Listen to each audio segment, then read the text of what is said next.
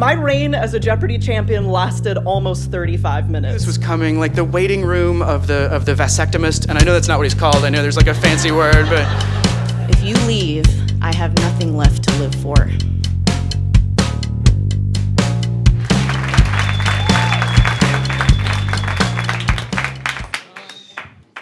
So I have these friends. There's Laura, Lauren, Meg, and Michelle. We met my freshman year of college and became BFFs right away. Wound up living together all 4 years of our undergraduate career. And I've shared everything with these girls. Aside from sharing a home, we've shared clothes, we've shared secrets, we've shared boyfriends. I've seen each of them naked like 4 dozen times. We are tight, this is my tribe. And we've traveled the world together. Last time I counted, it was 6 countries, 3 different continents. And our most recent excursion brought us to India. Michelle, who is our resident CPA, was doing a rotation out there. And when she told us she was going to be there for 6 months, we were all like, we're coming with you. So we went to India, and it was no small feat getting 4 girls from 4 different states across the country to get 2 weeks off of their lives to travel across the world to hang out. But we pulled it off. And I remember when we got to Michelle's apartment in Bangalore, we were all like, I can't believe we frickin' did this. And it didn't take long before Laura, who is the mama bear of the group, whipped out her first aid kit, and she was very poised to show us all the goodies she brought. This girl came stacked. She had tampons, she had scissors, Band-Aids, ace bandages, Tylenol, Midol, and in case anyone got a bad bout of Deli Belly, she had activated charcoal tablets and Mylanta. And if you're not familiar with Deli Belly, it's an adorable term that is used to describe a really horrible condition Westerners get when they go to India and drink the water. So we start talking about Deli Belly and what it means and how we can prevent it. And naturally, in the progression of the conversation, we start talking about shitting your pants. Naturally. And so the group started getting a little freaked out, like, well, what if we all get Deli Belly? And what if we all shit our pants? What are we gonna do? And me, being the voice of reason of the group, was like, guys, it's gonna be fine. We're all grown-ups here. We've all shit our pants before. We're gonna get through this together. This is when it gets a little awkward for me, because no one wants to admit that they've shit their pants. So I'm kind of the lone wolf here. And I'm like, what? We're all adults. You've never shit your pants before? Come on.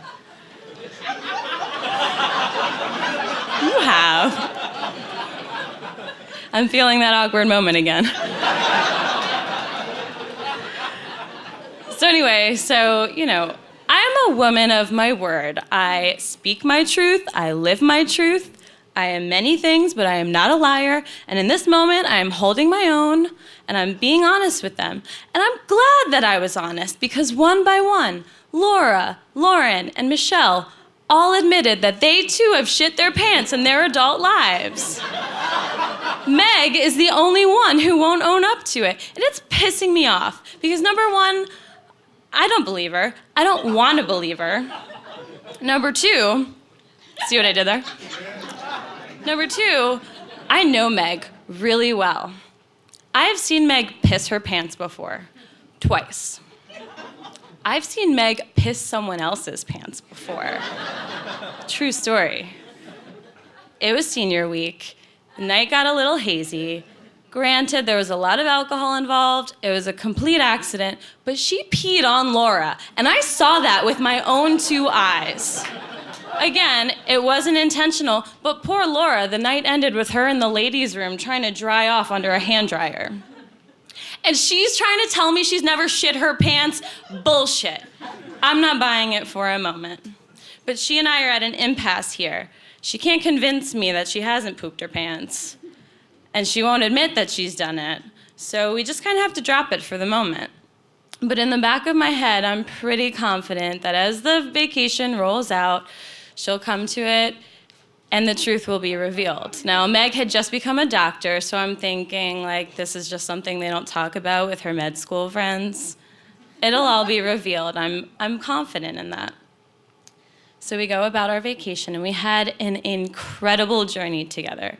We started down south in Bangalore, made our way up to Delhi, then to Agra. We toured around Rajasthan for a bit, finished our trip in Rishikesh, which we called Rishishish for like 4 days.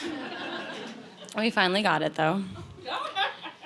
One of my favorite parts of the whole trip was riding camels through the Thar Desert.